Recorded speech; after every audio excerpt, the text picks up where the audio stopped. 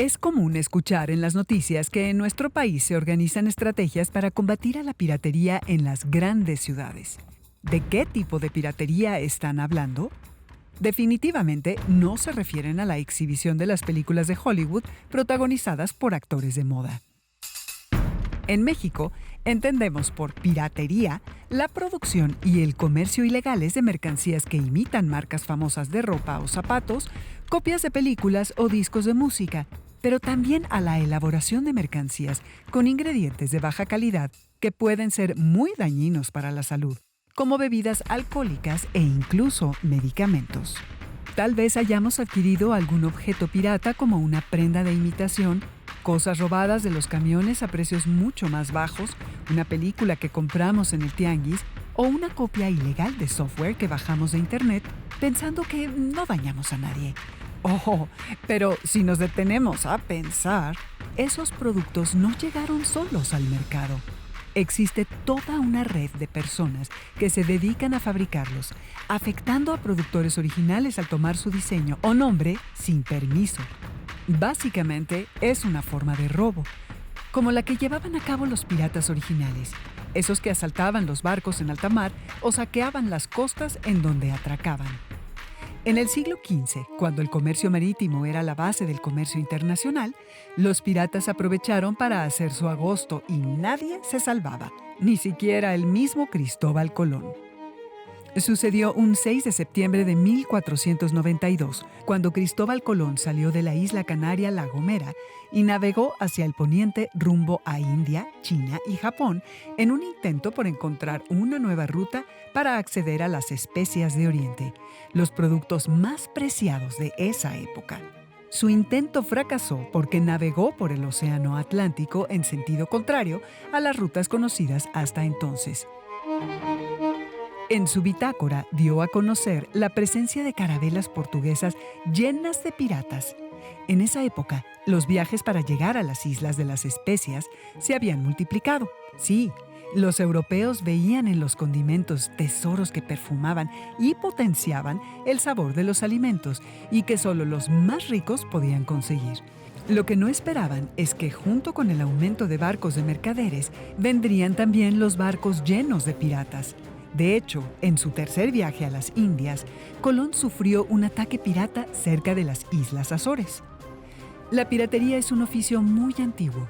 La historia europea registra la existencia de piratas en el mar Mediterráneo desde que los comerciantes transportaban productos como la seda, la sal, las piedras preciosas, los tintes, los metales, las especias y otros objetos valiosos. Los barcos de carga no solamente trasladaban artículos de consumo, también llevaban esclavos. Este oscuro negocio también fue objeto de asaltos por parte de piratas que querían hacer su propio negocio con esta mercancía humana. El mar Mediterráneo estuvo dominado por piratas y hubo islas como Creta que instalaron mercados solo para vender esclavos y productos robados. El famoso poeta griego Homero, en su obra La Ilíada, calificó la adquisición de esclavos mediante el robo como un comportamiento natural en la sociedad, y el historiador griego Tucídides escribió que en tiempos antiguos la piratería era una profesión como otra cualquiera. Esta existencia de mercados físicos o lugares exclusivos para la venta de productos robados puede sonarnos familiar. En la actualidad existen, pero hoy son ilegales. ¿Debemos organizar y regular este tipo de negocios? ¿Por qué crees que existen en México? Ya que no compraban, sino que robaban las mercancías, es decir, se apropiaban de lo ajeno, los piratas fueron conocidos como ladrones del mar. Los afectados, principalmente quienes habían comprado mercancías y perdían sus posibles ganancias con los atracos, reaccionaron y pidieron a sus respectivos estados controlar la economía y protegerlos. Aunque, a decir verdad, los mercaderes también robaban a su manera, manipulaban las balanzas o no pesaban correctamente los productos, terminaban vendiendo a precios injustos, como también lo hacen hoy en día algunos aprovechados. Lo anterior recuerda el mito del dios griego Hermes, quien se presenta como un comerciante y a la vez un mentiroso y estafador. En la mitología también existían los embaucadores y ladrones. Como resultado de las peticiones de los comerciantes, los ejércitos comenzaron a vigilar las rutas del comercio para cuidar de sus mercaderes, pero solo cuidaban a los suyos. No les importaba que los piratas robaran a otros pueblos, naciones o imperios. Así lo hizo el Imperio Romano en el mar Mediterráneo, la zona bajo su dominio. Entre los siglos VI y el XII, los vikingos, pueblos migrantes del este que se establecieron en el norte de Europa, se distinguieron por saquear con exceso de violencia los puertos de las costas europeas. Al entrar en un puerto mostraban un escudo rojo en el mástil de su barco para señalar su intención pacífica de comerciar. Pero cuando concluían los intercambios, bajaban el escudo y empezaban a saquear la ciudad. Esas costumbres violentas les dieron fama de colonizadores y comerciantes, al igual que saqueadores y piratas. La piratería fue muy frecuente en la Edad Media y avanzó en los siglos posteriores. Una de las principales rutas piratas fue de las Islas Canarias a las Azores, de ahí a Madeira y luego al Mar Caribe, en donde se convertirían en la mayor pesadilla de los descubridores y los conquistadores de América. Una vez conquistadas las islas y la mayor parte del territorio americano, los conquistadores españoles organizaron la explotación de las minas de oro y plata, empleando para ello primero el trabajo indígena, como sucedió en estados como Zacatecas, San Luis Potosí, Guanajuato e Hidalgo. Después de un tiempo, utilizaron a los esclavos de origen africano para estas tareas porque, a causa del maltrato y las epidemias, en el siglo XVI, la mayoría de los habitantes originarios murieron y sus regiones fueron repobladas tiempo después. Los barcos del Imperio Español fueron los más atacados por piratas. Perdieron importantes cantidades de oro y plata, pero eso no impidió que a su destino, la península ibérica, llegara una gran riqueza. Francia e Inglaterra comenzaron a envidiar la creciente riqueza de España. Holanda y Dinamarca se unieron a los envidiosos. A estos países les parecía injusto que sus embarcaciones no pudieran invadir y saquear nuevos territorios para explotar a los aborígenes y todo lo que encontraban a su paso. No se quedaron de brazos cruzados y comenzaron a buscar maneras para debilitar el creciente imperio español y despojarlo de sus tesoros. El primer caso documentado de atraco a un barco español fue por el francés Jean Fleury, quien en 1523 robó el posible tesoro de Moctezuma de la recién conquistada Tenochtitlán. Se trataba del quinto real, la quinta parte del botín que Hernán Cortés le mandaba al rey Carlos V para probar la riqueza de las nuevas tierras. El tesoro incluía guacamayas, loros, animales salvajes, jaguares, perlas, varias piedras preciosas, polvo de oro, lingotes de plata y el famoso penacho de Moctezuma, adornado con plumas de quetzal. ¿En verdad Moctezuma le entregó su corona a Cortés? ¿Es posible que un emperador regale su corona? Bueno, sigamos adelante. Los reyes franceses e ingleses respaldaron a los ladrones del mar y los impulsaron a robar más y más al concederles cartas o patentes de corso, es decir, autorizaciones oficiales para combatir a su enemigo, el Imperio Español, tomar sus riquezas y destruir sus propiedades. Patente de corso es un término que procede del latín cursus, quiere decir salida al mar. Prácticamente era un permiso para robar. De la palabra corso surgió el término corsario, dado a los tripulantes de estos barcos autorizados para saquear. Los corsarios fueron una nueva especie de pirata, los piratas legales. A cambio de la protección otorgada por la corona, los corsarios se comprometían a respetar los barcos, las personas y las propiedades de su país y sus aliados, y a retribuir a la corona con una parte de los ingresos obtenidos por las capturas. Además de puertos, los reyes franceses e ingleses facilitaron a los corsarios la comercialización de los productos obtenidos en sus robos, incluso los barcos capturados. Algunos corsarios se convirtieron en hombres muy ricos y obtuvieron títulos de nobleza. Pasaron de ser unos rudos traficantes a codearse con las élites y disfrutar de sus mismos lujos. Como esta manera de hacer la guerra fue más barata y fácil que mantener fuerzas navales propias, a partir de que los españoles y portugueses descubrieron el Nuevo Mundo, los mares se convirtieron en zonas muy transitadas e inseguras. Sir Francis Drake, un corsario al servicio de Isabel I, fue muy famoso en esa época. Además de llevar una enorme riqueza a la corona inglesa con la cual la reina pudo financiar su propia flota y aumentar su presupuesto del Estado, también fue célebre por ser el primer inglés en darle la vuelta al mundo después del portugués Fernando de Magallanes y de Sebastián Elcano. Una manera que idearon los franceses e ingleses para combatir a los españoles fue la llamada Leyenda Negra. Un conjunto de acciones para hacerles mala propaganda. Esta leyenda se basaba en un escrito del fraile dominico Bartolomé de las Casas titulado Brevísima relación de la destrucción de las Indias, publicado en Sevilla en 1552. En él se describe cómo los nativos americanos sufren el maltrato de los españoles, al grado de acabar con tribus enteras. Con el respaldo de este libro, franceses e ingleses trataron de desprestigiar a los españoles y a la Iglesia Católica, afirmando que sus conductas no eran para nada cristianas. Además, entre ellos eran frecuentes la hipocresía de sus religiosos, la crueldad de sus soldados, el trato inhumano a los indígenas, sus alianzas con el Papa y sus intenciones de apoderarse del mundo entero. Otra manera de combatir a los españoles fue de frente y de forma directa, usando precisamente a los corsarios que disponían de enormes flotas que también saqueaban y destruían ciudades costeras, descubrían tierras y aportaban mapas y conocimientos para llegar a ellas. Por sus numerosas islas y bahías, el Mar Caribe fue un paraíso para los piratas en los siglos XVI, XVII y XVIII. En esta área fue fácil esconderse y esconder sus flotas armadas. Los bucaneros, por ejemplo, fueron piratas franceses que vivieron en el campo y cazaban cerdos y vacas que robaban a los colonos. Preparaban la carne para secarla en una especie de ahumaderos hechos de madera llamados bucanes. De allí viene la palabra bucanero.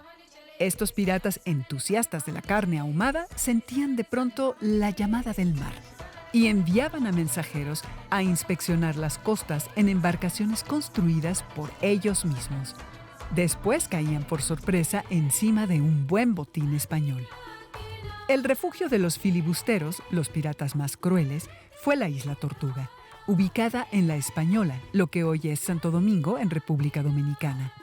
Allí construyeron una fortificación para repeler a los españoles. Desde esta isla podían plantarse fácilmente en cualquier punto del Caribe o esperar el paso de los barcos españoles para saltar feroz y velozmente sobre ellos. Así le hacían honor a su nombre, ya que filibustero procede del inglés fly boat, que quiere decir velero rápido, y de free boot, que significa botín libre. Desde 1655, los piratas ingleses se instalaron en Port Royal, en la isla caribeña de Jamaica, bajo la protección de la reina Isabel I. El famoso Sir Henry Morgan, también conocido como Capitán Morgan, se convirtió en el gobernador de esta isla. En 1962, un terremoto acompañado de un tsunami hizo desaparecer Port Royal y los piratas se retiraron a las Bahamas y a puertos norteamericanos como New York. Así la piratería pasó del Caribe a Norteamérica. Los piratas en los libros y películas son asociados con maldad y violencia. ¿Has visto que en los cuentos los barcos piratas aparecen rodeados de tiburones? No es porque los tiburones compartan su maldad y sean sus mascotas predilectas, sino porque cuando los piratas tomaban una embarcación, mataban a toda la tripulación y la echaban al mar, facilitándoles la comida del día a los tiburones. Por eso los seguían. A pesar de ser unos ladrones violentos y aparentemente desalmados, los piratas fueron solidarios unos con otros y se organizaron como en una hermandad, como en las cofradías, los gremios o las compañías medievales. Todos juraban y respetaban un código de honor. Uno de los delitos más graves era matar a un hermano, o sea, a otro pirata.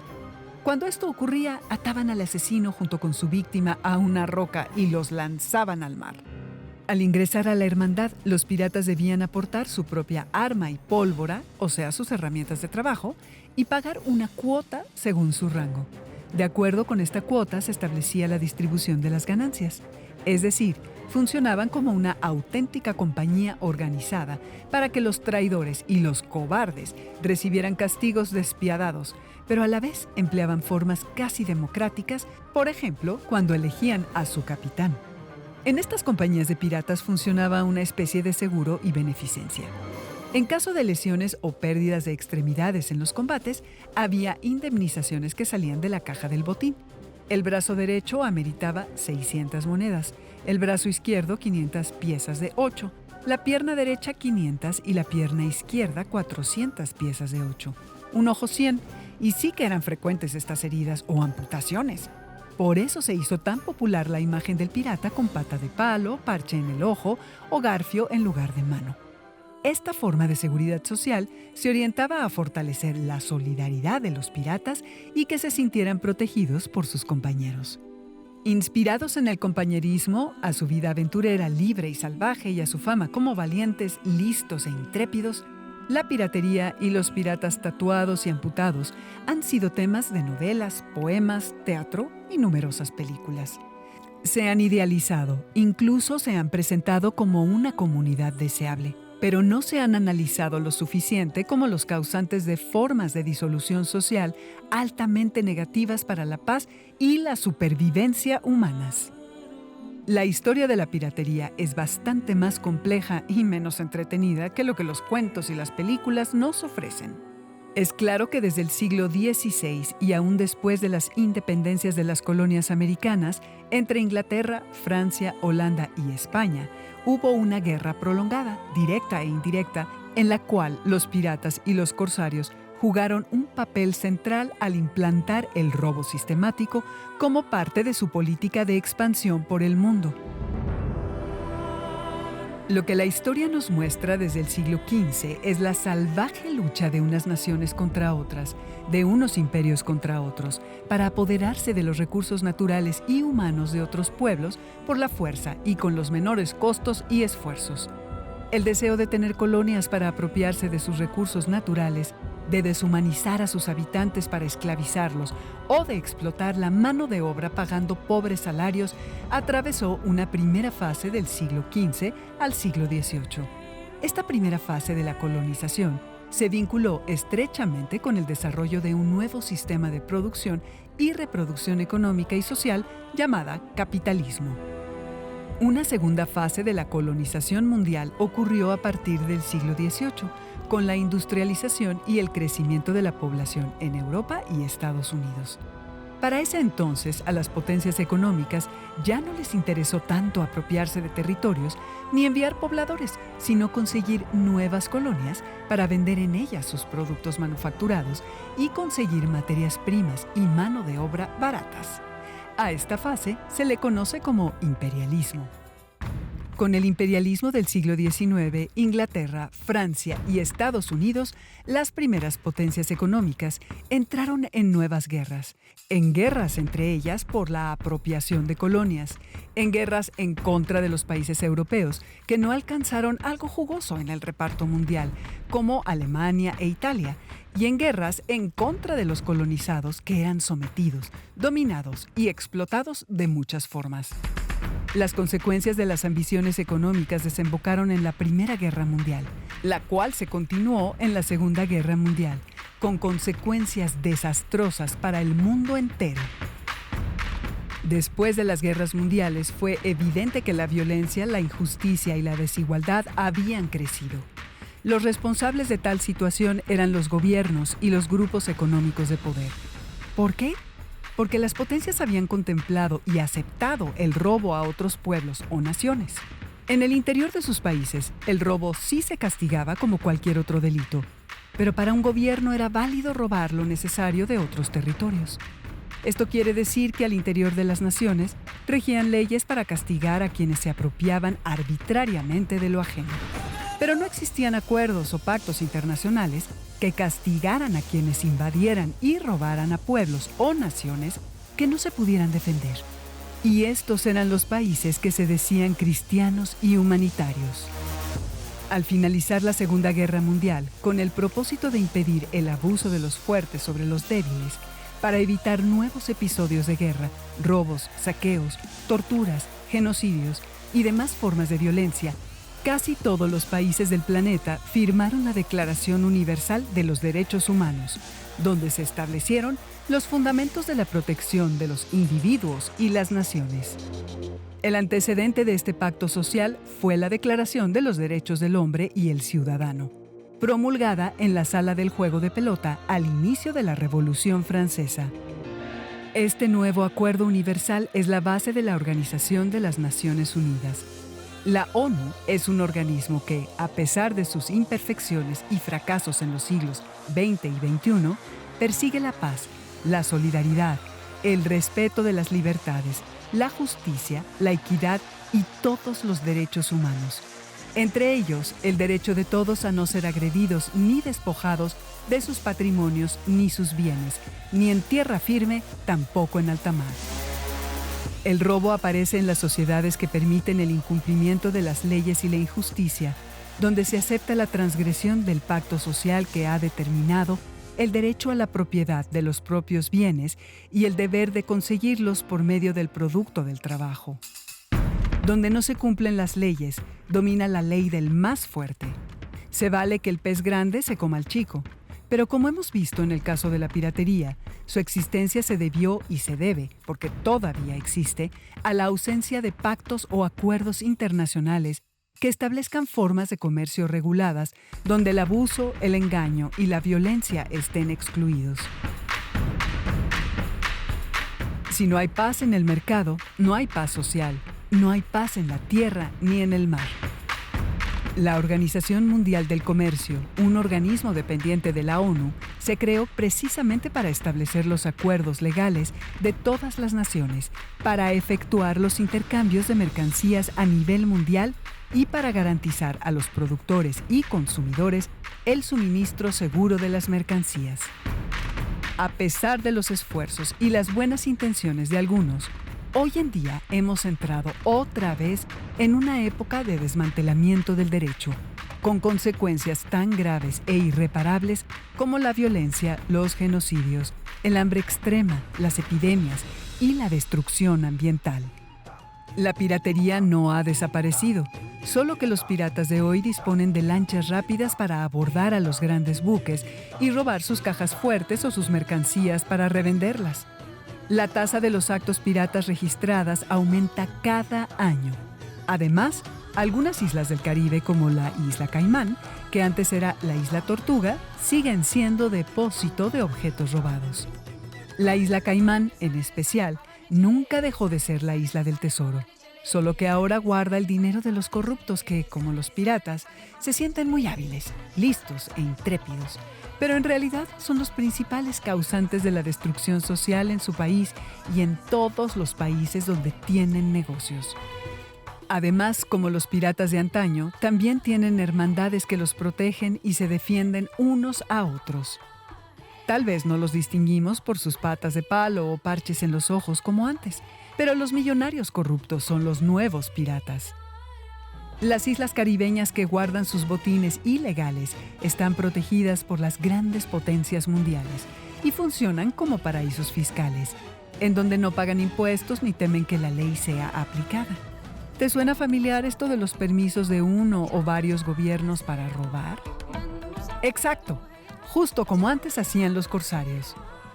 A estos lugares van a dar los botines contemporáneos, las ganancias producto del trabajo de otros, de la propiedad ajena, y todo lo que se puede obtener por medio del robo del tesoro público de una nación, de los sobornos, las comisiones sospechosas, el contrabando y el mercado ilegal de las drogas y las armas. Así, en estas islas se reúnen los delincuentes, o al menos sus cuentas bancarias, porque, a diferencia de los piratas antiguos, su presencia en estas islas no es necesaria. No conviven entre ellos ni sufren las incomodidades del clima tropical porque alguien más hace el trabajo sucio por ellos, pero causan el mismo daño a todas las personas involucradas. La próxima vez que veamos una noticia acerca de algún empresario corrupto, delincuencia organizada o algún delito de cuello blanco, deberíamos imaginar a los involucrados como lo que son: ladrones despreciables que dañan a todos los empleados involucrados y a la sociedad donde viven.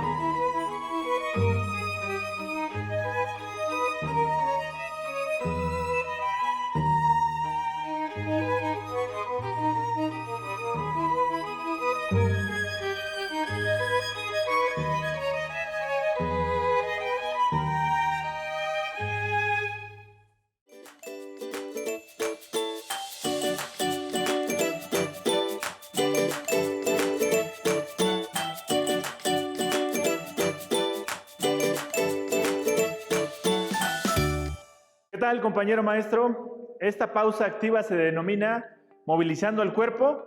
El objetivo de la misma es que el alumno logre enfocar su atención de mejor manera y el propósito de esta es realizar la mayor movilización de segmentos corporales a través de secuencias de ejecución de los patrones básicos de movimiento. Bien, vamos a iniciar. Esta pausa activa parte de una marcha normal. Podemos acentuar la pisada.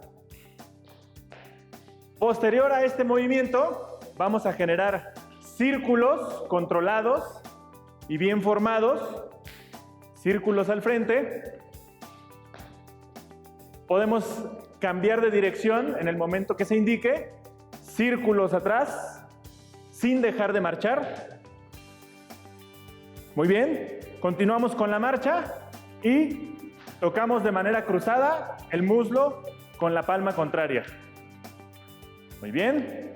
A continuación, vamos a realizar la misma acción, pero en la parte posterior con los talones. Talón izquierdo va a palma derecha. ¿Ok? Lo ejecutamos. Cruzado. Muy bien. Vamos ahora a realizar una combinación. Vamos a hacer 2 tiempos al frente tocando de manera cruzada y 2 tiempos en la parte posterior tocando de manera cruzada. ¿Estamos listos? 1, 2, 3, 4. 1, 2, 3, 4.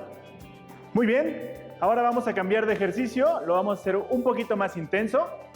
Vamos a movilizar todo el cuerpo a través de pequeños saltos sobre las puntas de los pies. Vamos a comenzar a saltar. Muy bien. Y vamos a combinar ahora con aplausos al frente. Únicamente aplausos al frente. Sin dejar de saltar. Muy bien. Ahora vamos a combinar este ejercicio, los aplausos al frente, con un aplauso atrás al mismo tiempo que seguimos saltando. ¿Listos? Saltamos. 1, 2, 1, 2, 1, 2. Muy bien, ahora vamos a modificar el ejercicio y los aplausos se van a llevar a cabo arriba y abajo. ¿Estamos listos? 1, 2, 1, 2, 1, 2, 1, 2. Muy bien, ahora vamos a hacer un poquito más difícil el ejercicio porque vamos a involucrar el equilibrio. Entonces vamos a suspender una pierna en el aire y vamos a aplaudir abajo y arriba. Vamos a hacerlo en 3 tiempos y posterior a esos 3 tiempos cambiamos la pierna. ¿Listos? 1, 2, 3 y cambio. 1, 2, 3 y cambio. De igual modo que el ejercicio anterior, podemos ir aumentando el grado de dificultad, incrementando la velocidad del ejercicio. Muy bien, pues esto fue la pausa activa de movilizando el cuerpo. Gracias.